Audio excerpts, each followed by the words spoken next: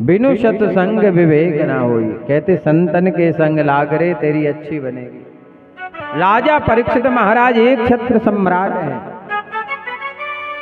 जब निमंत्रण आया मौत का तो कुछ भी काम नहीं आया। आएगा बुलावा तो जाना पड़ेगा, सिर तुझको आखिर झुकाना पड़ेगा। बहाना चलेगा बहाना किसी का नहीं चाहिए, दिल दुखाना किसी का। आएगा बुलावा तो जाना पड़ेगा। केवल व्यक्ति ने एक चीज पर विजय प्राप्त नहीं कर पाई, डॉक्टर ने कि मृत व्यक्ति को जीवित नहीं कर पाए। बाकी तो डॉक्टर लोग सब प्रयास कर रहे हैं। किडनी बदल जाती, आंख बदल जाती, महाराज कान भी सुधर जाता है, हार्ट ट्रांसप्लांट भी हो जाता है, किडनी भी ठीक हो जाती है। और एक बार प्राण निकल जाए तो दोबारा डलते। अच्छा, डॉक्टर लोग रिसर्च कर रहे हैं कि आखिर ये जो मनुष्य है जीवित रहता कैसे है। अच्छा, हम लोगों को पता है कि हम जीवित कैसे हैं? नहीं है पता। और जब प्राण निकल जाए तो ये भी पता नहीं है कि क्या निकल गया। पता है? बताओ आप लोग। नहीं है ना पता। क्योंकि वही भगवान है। ईश्वर अंश जीव अविनाशी। हम सब भगवान के अंश हैं। और सब ही नचावत राम गोसाई, बदो कीट मरकट की नाई। जैसा भगवान नचा रहे हम वैसे नाच रहे महाराज। राजा परीक्षित महाराज के लिए महाराज सुंदर आसन पर विराजमान हैं सुखदेव महाराज। और उन्होंने प्रश्न किया है राजा परीक्षित ने कि मरने वाले व्यक्ति को क्या करना चाहिए। पुरुषस्येन यत् कार्यम म्रियमाणस्य सर्वथा। मरने वाले व्यक्ति को क्या करना चाहिए, किसका भजन करना चाहिए, किसका तप करना चाहिए। सुखदेव महाराज ने कहा, राजन पहले आप जाकर के गंगा स्नान करें और बढ़िया आसन लगा करके बैठ जाएं और 11 बार ओम मंत्र का जाप करें। अच्छा, आप लोगों को यह भी पता नहीं होगा, शरीर में कोई बीमारी नहीं हो सकती। जो व्यक्ति प्रतिदिन 100 बार ओम का उच्चारण करता है उसके शरीर में कोई भी बीमारी नहीं हो सकती, गारंटी है। हमारे शरीर में 7 चक्र हैं। आज तक आपको किसी कथावाचक ने नहीं बताया होगा। कितने चक्र हैं? 7 चक्र होते मां। जैसे हमारा पूजा पाठ में मन नहीं लग रहा है, कथा सुनने में मन नहीं लग रहा है, तो जानते हो ये चक्र कौन सा है? सहस्रार। यहां पर शिखा रखनी चाहिए। एक मुस्लिम की पहचान है कि वो टोपी लगा लेता है, मूंछ बनवा लेता है और दाढ़ी रखाता है, तो सब लोग कहते जे वो ही है। और हिंदू की पहचान जानते हो क्या है? टीका और शिखा। जो मुस्लिम नहीं रख सकता है, देखा आपने किसी को? पर हिंदू को लज्जा आती है शिखा रखने पर और तिलक लगाने पर। हमेशा बिना टीका के तो निकलना नहीं चाहिए।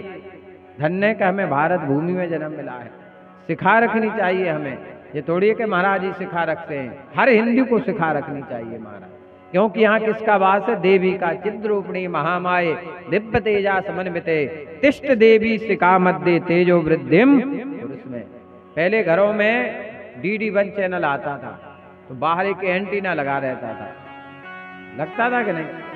छोटी छोटी डंडी होती थी, थोड़ा वो घूम जाए हवा से तो झिलमिली आने लगती। बोले घुमाओ घुमाओ, ठीक, बस बस इतने पे बांधो, मैंने सिग्नल। अब सिग्नल कब आएंगे? जब एंटीना होगा। स्त्रियों के बाल में जानते हो किसका वास है? कन्हैया का, केशव। इसलिए स्त्रियों को कभी बाल नहीं कटवाना चाहिए। वहां तो महाराज हम देखत गांव में बाय खरीद के बाय आने लगे। 100 के 100 ग्राम एक नाइट कितने कल लगत भी। धन है भगवान का कलयुग आगा। और केवल लेडीज के बाइक है इधर। नाव की दुकान का बाइक है, नाव की दुकान पे चली जाओ, ढेर बंदे बेनिशान है। तो का दे जे उन्हें, बिंदी को पत्ता दे जे,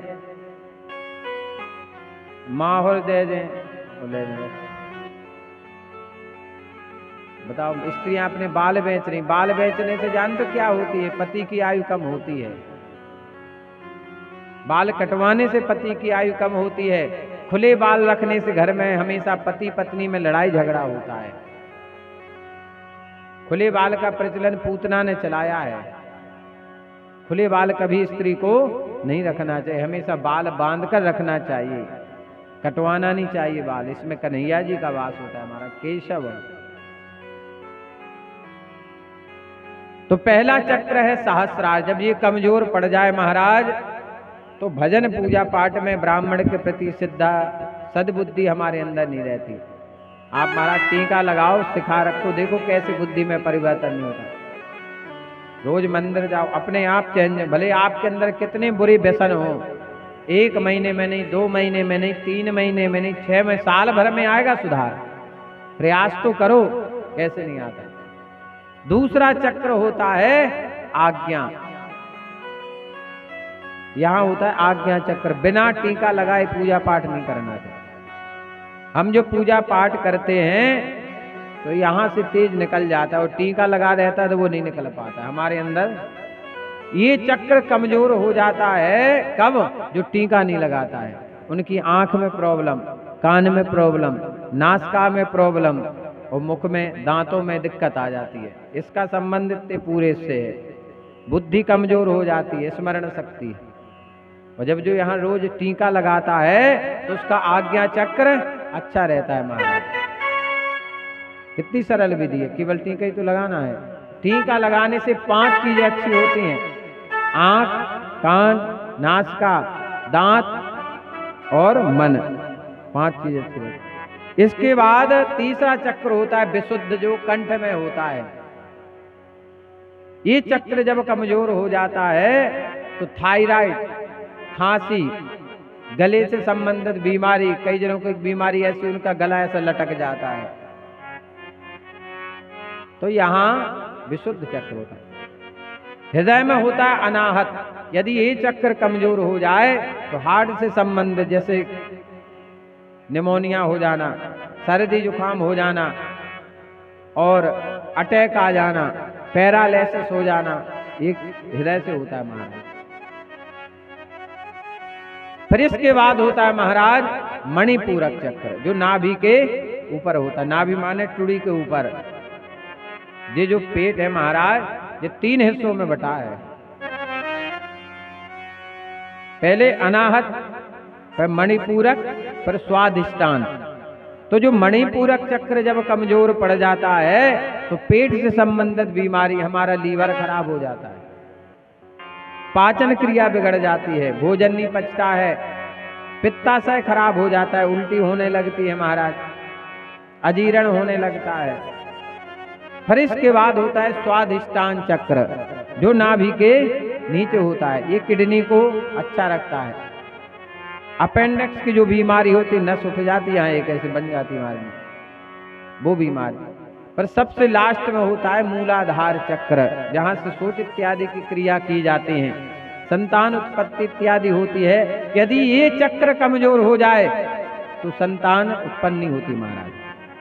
आज के समय में सबसे बड़ी समस्या ये हो गई है, संतान में विलंब हो रहा है महाराज। हजारों केस बन रहे हैं ऐसे। इन 7 चक्र को यदि मजबूत करना है, पावरफुल बनाना है, तो कुछ नहीं करना, केवल ओम का जाप करना है। जब भी आपको समय मिल जाए, हम नहीं कहते कि आप सुबह के टाइम करो, दिन में, दोपहर, रात को, जब समय मिले, खेत की मेड़ पे बैठे, अपने खेत में पानी बराबर छोड़ दो, बैठ जाओ पेड़ पे, ध्यान लगाओ भगवान का, और बढ़िया गिनती करते जाओ।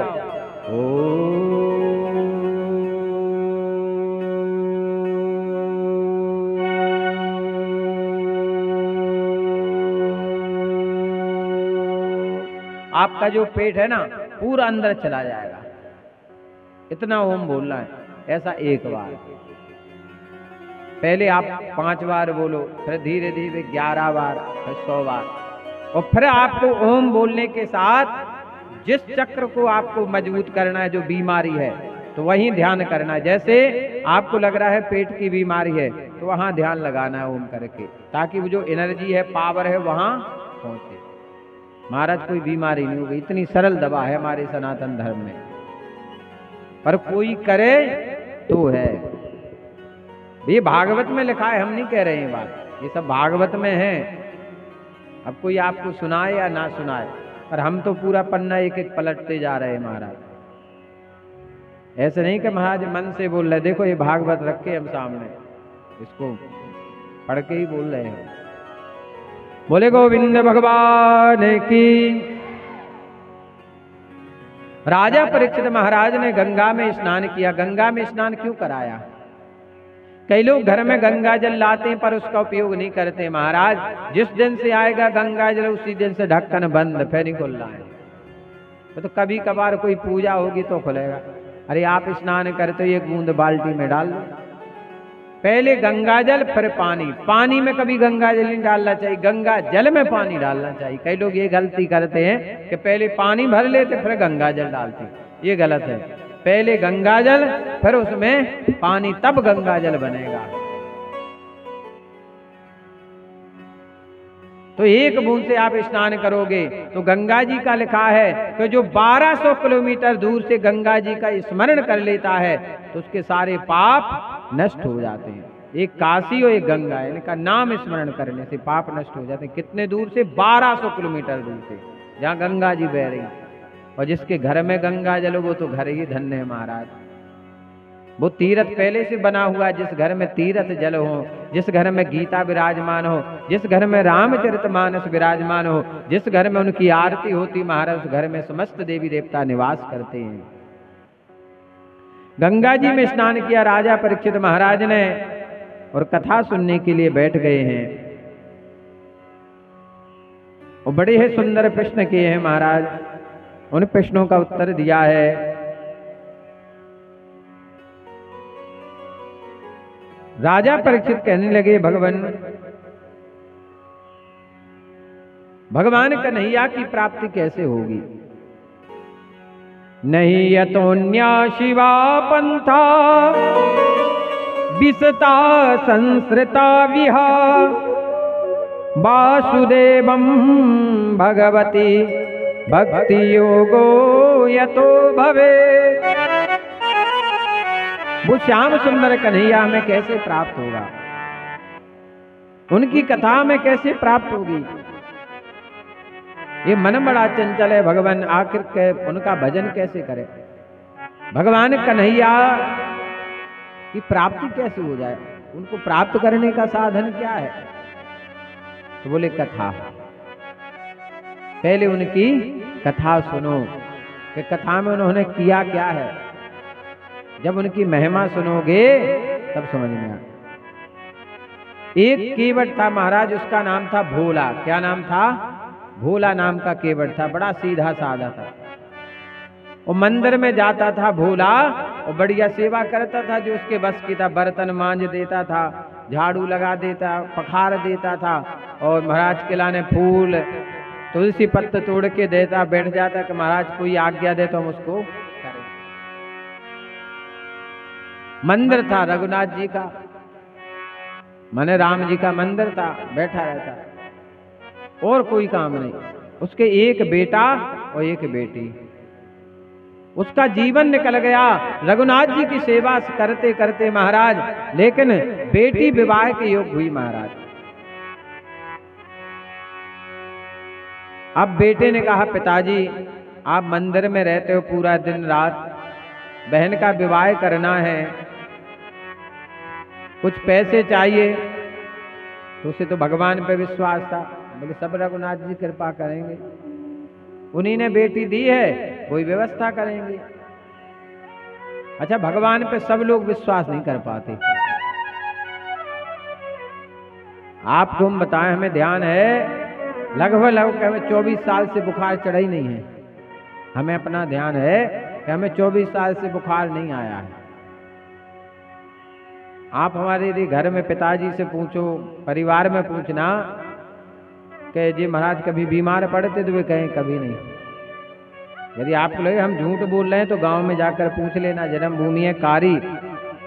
हमारे पिताजी भी आज भी 4 बजे उठते हैं, 12 महीने उनने जीवन भर भजन ही भजन किया हमारे पिताजी ने, और उन्हीं के पुण्य प्रताप से आज इस मंच पर हम बैठे हैं। बाढ़ है पुत्र पिता के, हम कहें हम बड़े नहीं, माता पिता के आशीर्वाद से। तो वो केवट महाराज सेवा करता।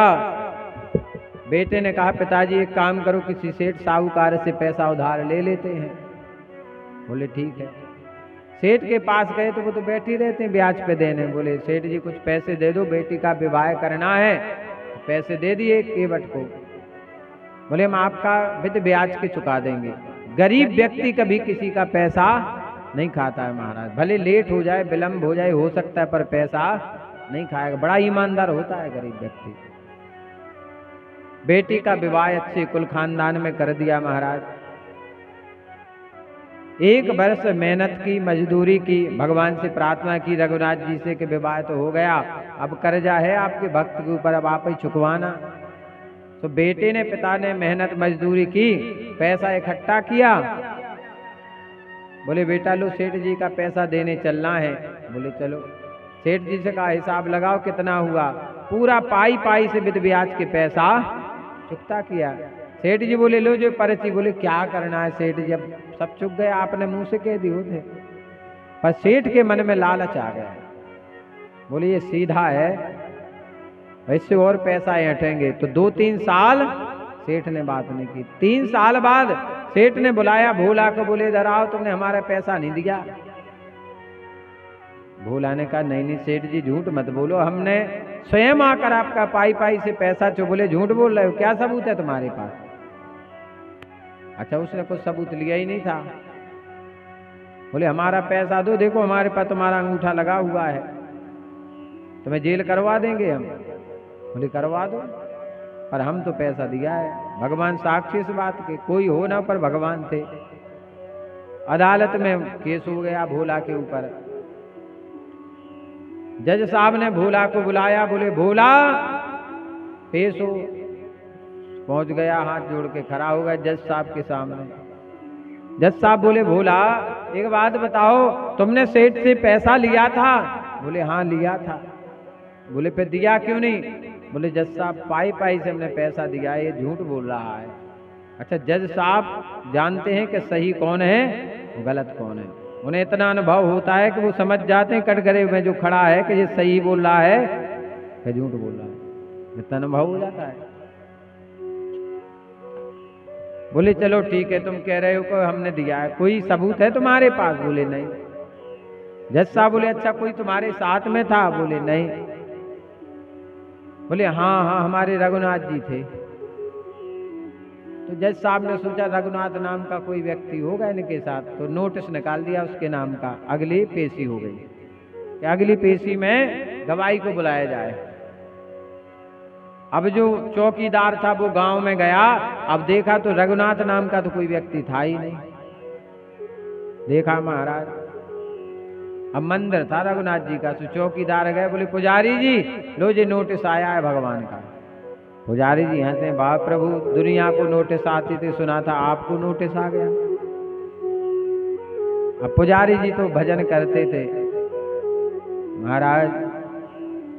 पुजारी जी ने कहा लगता है इनका कोई भक्त संकट में होगा, अब इन्हीं को बचाना है, उसके लिए बढ़िया राम जी के बगल में रख दिया नोटिस, पूजा कर। जब वो तारीख आई, पुजारी जी ने कहा आज तो भगवान गवाही देने जाएंगे, क्योंकि इनकी लीला ये ही जाने। बढ़िया सुंदर सजा दिया भगवान राम जी को, और पुजारी जी ने अपना पट बंद किया। और जैसे ही दिन के 12 बजे महाराज अदालत में जज साहब ने कहा कि भोला की गवाही को बुलाया जाए रघुनाथ को। आवाज लगाई रघुनाथ हाजिर हो, रघुनाथ हाजिर हो, रघुनाथ हाजिर हो। भगवान बढ़िया सिर पे तौलिया, कमर में तौलिया, हाथ में बढ़िया अच्छा डंडा लिए और डंडा टेकत खट खट करत पहुंचे। बोले हुजूर साहब हम हैं रघुनाथ। अब वो केवट देखने लगा, इतना सुंदर ये है कौन, हम तो आज तक नहीं इसको देखा है। अब भगवान केवट की तरफ देखकर मुस्कुराने लगे, बोले तुम मुझे भूल सकते हो पर हम तुम्हें नहीं भूल सकते। तुमने हमारे दरवाजे पर झाड़ू लगाई, जीवन भर बर्तन मांजे, हमारी सेवा की, हम कैसे भूल जाएं। हम तो तुम्हारे जीवन भर ऋणी हैं और जब भी अवसर मिलेगा तो हम तुम्हारा ऋण चुकाने आएंगे। जज साहब ने कहा, रघुनाथ तुम केवट को जानते हो, भोला को? बोले अच्छी तरह, ये तो हमारा परम स्नेही है, परम प्रेमी है, हम दोनों कभी एक दूसरे से दूर रहते ही नहीं है। अब भोला सोचिए क्या रहा है, दूर नहीं रहते, हमने इसको देखा नहीं है। अब भोला रघुनाथ जी को देख रहा है, बिल्कुल टक लगा के है कौन जी, गांव का तो है नहीं है, समझ में नहीं आ रहा। मन कह रहा है कि देखा है, अपना है, पर समझ में नहीं आ रहा है। क्योंकि हम करते हैं कहते हैं, पर भगवान करते हैं वो कहते नहीं है। जज साहब ने कहा, क्यों रघुनाथ इस भोला को जानते? बोले प्रभु जानते हैं। बोले ये कह रहा है कि ने सेठ के पैसे दिए हैं, वो आप गवाही में थे।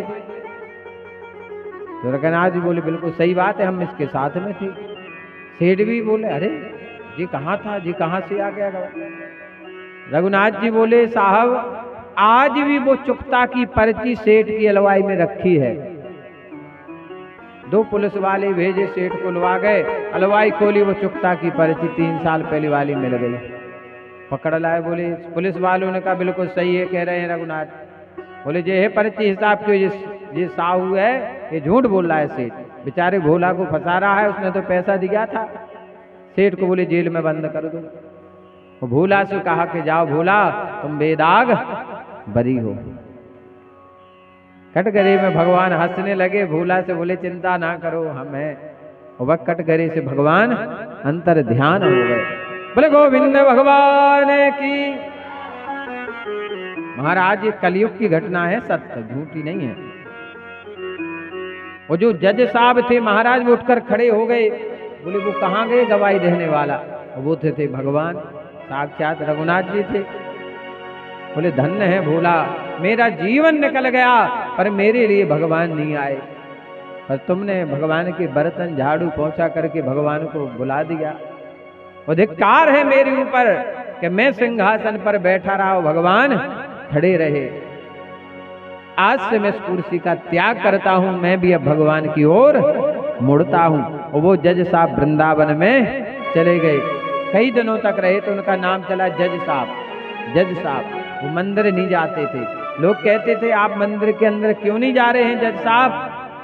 तो जज साहब कहते हैं भगवान को मुख दिखाने के लायक नहीं रहे। क्या मुख लेकर जाएं कि भगवान खड़े रहे और हम बैठे रहे।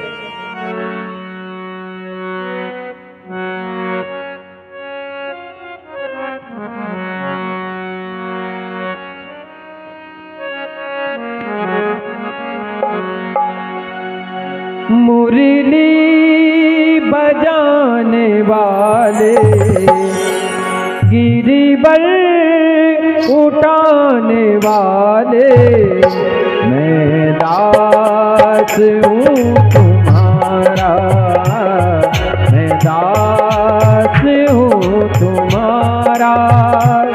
मुरली बजाने वाले, गिरिबल